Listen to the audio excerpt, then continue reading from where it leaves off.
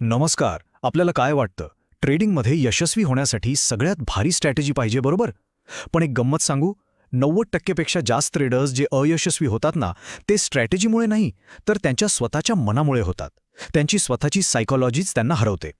तर आज आपण ह्याच मानसिक लढाईबद्दल बोलणार आहोत. आणि हो, ती जिंकायची कशी याबद्दलही.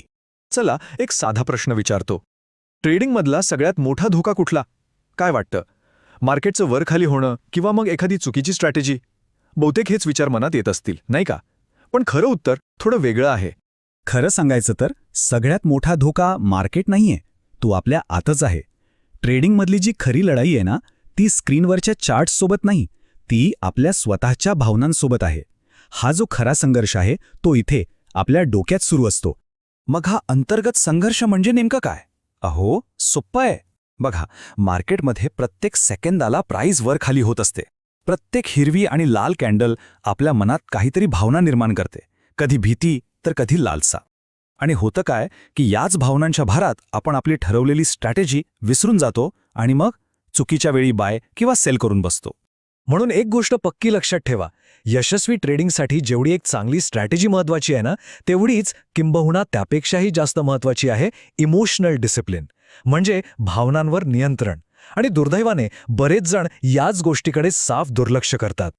चला आता भेटूया आपल्या ट्रेडिंगमधल्या दोन सगळ्यात मोठ्या शत्रूंना. हे असे विलन आहेत जे सगळ्यांचा गेम करतात. एक आहे भीती आणि दुसरा लालच किंवा लालसा. ह्याच त्या दोन भावना आहेत ज्या आपल्या कष्टाने बनवलेल्या प्लॅनवर पाणी फेरतात. आणि गंमत म्हणजे हे दोघे एकदम विरुद्ध काम करतात. भीती आपल्या कानात येऊन काय सांगते माहितीये? ए बघ, थोडा प्रॉफिट दिसतोय, पटकन बुक कर, नाहीतर हे पण जाईल हातातून. आणि आपण घाबरून लगेच विकून टाकतो. आणि लालच, तो म्हणतो, अरे थांब, अजून वाढेल, अजून प्रॉफिट होईल. आणि ह्या नादात आपण योग्य वेळी प्रॉफिट बुक करत नाही आणि शेवटी तो ट्रेड तोट्यात जातो. म्हणजे दोन्ही बाजूनी आपलंच नुकसान. आणि तोटा झाल्यावर अजून एक धोकादायक गोष्ट घडते, तिला म्हणतात रिव्हेंज ट्रेडिंग. म्हणजे काय की लॉस झाल्यावर आपल्याला इतका राग येतो की तो लॉस परत मिळवण्यासाठी आपण लगेच कसलाही विचार न करता दुसरा ट्रेड घेतो, सूड घेण्यासारखं. आणि हे खूपच जास्त धोकादायक आहे. ओके, तर आता आपण काही कॉमन इमोशनल ट्रॅप्सबद्दल बोलूया. म्हणजे असे सापळे ज्यात आपण सगळेच कधी ना कधी अडकतो. मी जे सांगणार आहे ते ऐकताना जरा प्रामाणिकपणे स्वतःला विचारा, यातली कुठली चूक आपल्याकडून होते का?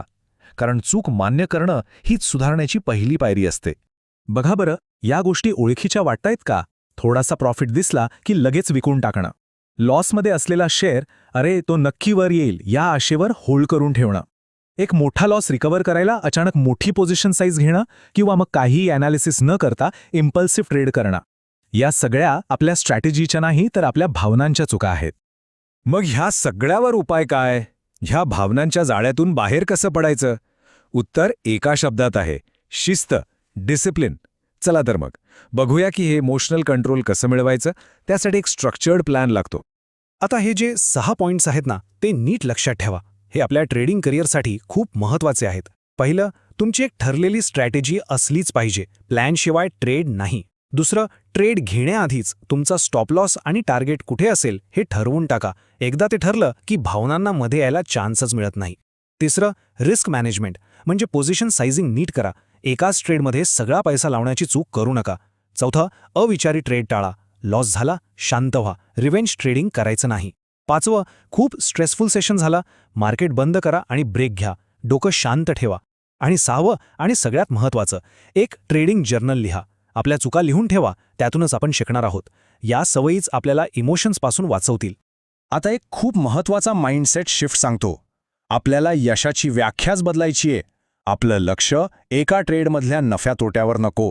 आपलं लक्ष यावर पाहिजे की आपण आपली प्रोसेस, आपले नियम किती सातत्याने फॉलो करतोय. आणि हेच या वाक्यात किती छान सांगितले बघा. लॉस हा ट्रेडिंगचा एक भाग आहे, हे एकदा मान्य केलं की इमोशनल प्रेशर आपोआप कमी होतं. एक गोष्ट लक्षात घ्या, जगातला एकही ट्रेडर असा नाहीये ज्याचा प्रत्येक ट्रेड प्रॉफिटमध्ये जातो. लॉस होणारच, ते स्वीकारायला शिका. मग बघा किती शांतपणे ट्रेडिंग करता येईल. म्हणूनच जेव्हा आपण आपल्या प्लॅनला, आपल्या नियमांना चिकटून राहतो, तेव्हा हळूहळू या भावनांचा आपल्यावरचा कंट्रोल कमी होतो. आणि खरं सांगायचं तर इमोशनल ट्रेडिंगला हरवण्यासाठी यापेक्षा मोठं शस्त्र दुसरं कोणतंच नाही. तर आजचे हे विश्लेषण संपवताना मी तुम्हाला एका प्रश्नासोबत सोडून जातो. प्रामाणिकपणे स्वतःला विचारा, मी माझ्या प्लॅननुसार ट्रेड करतोय की माझ्या भावनांनुसार? या प्रश्नाचं जे उत्तर असेल तेच तुमचं ट्रेडिंगमधलं भविष्य ठरवेल. यावर विचार नक्की करा.